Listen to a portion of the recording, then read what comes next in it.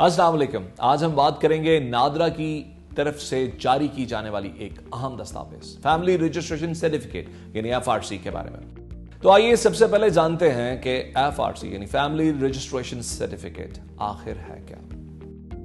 नादरा कवानीन के मुताबिक फैमिली रजिस्ट्रेशन सर्टिफिकेट एक ऐसा सर्टिफिकेट है जो किसी रजिस्टर्ड शहरी के खानदान की दुरुस्त मालूमात को जाहिर करता है। एफआरसी की 4 इकसाम है।